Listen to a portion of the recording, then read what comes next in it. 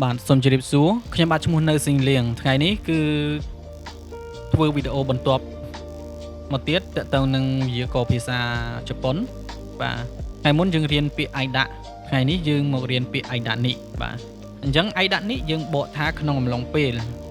ក្នុងអំឡុងពេលវាខុសពីអំឡុងពេលសាមុនយើងរៀនតែអៃដាអញ្ចឹងយើងបកថាអំឡុងពេលថ្ងៃនេះគឺយើងតទៅជាមួយអៃដានេះអញ្ចឹងយើងបកថាក្នុងអំឡុងពេលអញ្ចឹងចង់មានន័យថាវាមានព្រឹត្តិការណ៍មួយនៅក្នុងពេល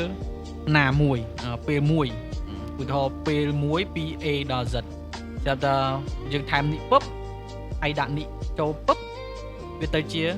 ក្នុងពេលមួយពី A ដល់ Z ហ្នឹងនៅក្នុងចន្លោះហ្នឹងវាមានព្រឹត្តិការណ៍អ្វីមួយកើតឡើងនៅចំពាក់កណ្ដាលឬក៏យ៉ាងណាអញ្ចឹងណាបាទចំពោះការដំណភ្ជាប់សេស៊ូហ្សូគឺរបស់វាគឺដូចមុនដែរគឺប្រើប្រាស់ដូចមុនដែរមានមេស៊ីបុកណូដូស៊ីជីសូខេណៃខេតេខេអ៊ីខេយ៉ូស៊ីណាខេយ៉ូស៊ីអីចឹងទៅ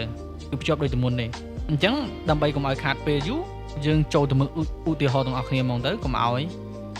បាទខាតពេលហើយយើងបានដឹងថាវាខុសគ្នាត្រង់ណាបាទ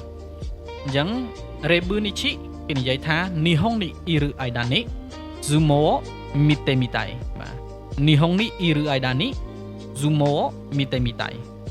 យើងបកថាក្នុងអំឡុងពេលខ្ញុំកំពុងនៅប្រទេសជប៉ុនខ្ញុំឬក៏ចង់ទៅមើលកីឡាចំបាប់ស៊ូម៉ូឬក៏ខ្ញុំចង់ទៅមើលកីឡាចំបាប់ស៊ូម៉ូបាទអញ្ចឹងមានន័យថាម៉េចមានន័យថានៅក្នុងរយៈពេលដែលគាត់រស់នៅក្នុងប្រទេសជប៉ុនឧទាហរណ៍គាត់ទៅធ្វើជាសិក្ខាកាមឬក៏ទៅធ្វើការរយៈពេល3ឆ្នាំក៏ប៉ុន្តែនៅក្នុងគណៈពេលណាមួយហ្នឹងគាត់ចង់ទៅមើលកីឡាចំបាប់ស៊ូម៉ូអញ្ចឹងយើងទៅមើលឧទាហរណ៍ទី2តើវាយ៉ាងណាដើម្បីឲ្យច្បាស់ជាងមុនទៀតបាទរេប៊ឺនេះវ៉ាតាស៊ីវ៉ាណាស៊ូយ៉ាស្មីណូអៃដានីហុងអូនីយូសាស៊ូយ៉ុនដាបាទវ៉ាតាស៊ីវ៉ាណាស៊ូយ៉ាស្មីណូអៃដានីហុងអូនីយូសាស៊ូយ៉ុនដាបាទតាមន័យថាខ្ញុំបានអានសៀវភៅចប់20ក្បាលក្នុងអំឡុងពេលវិសមការរដូវក្តៅអញ្ចឹងបងប្អូនអាចកត់សម្គាល់បានទេថាចំណុចណាដែលវាខុសប្លែកពីមុនគឺចំណុចក្នុងអំឡុងពេលនេះបាទក្នុងអំឡុងពេលរដូវក្តៅហ្នឹងប្រហែលយើងឈប់សម្រាប់មួយអាទិត្យហ្នឹង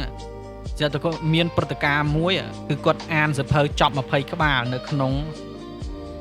អាពេលវេលាមួយដែលគាត់កំពុងតែឈប់សម្រាកហ្នឹងអញ្ចឹងព្រឹត្តិការណ៍មួយនៅក្នុងគណៈពេលណាមួយបាទអញ្ចឹងសង្ឃឹមថាបងប្អូននឹងយល់នៅការបញ្យល់របស់ខ្ញុំនឹងងាយយល់ឬក៏យ៉ាងណាអាច comment នៅក្រោមវីដេអូនេះបានហើយសង្ឃឹមថាបងប្អូននឹងទទួលបានអ្វីថ្មីថ្មីក៏ដូចជាបាទគិតថាមានវីដេអូនេះមានអត្ថប្រយោជន៍ដល់បងប្អូនជួយចែករំលែកបន្តក៏ដូចជា like ហើយនិង subscribe channel របស់ខ្ញុំផងដែរដើម្បីទទួលបានវីដេអូថ្មីថ្មីសូមអរគុណ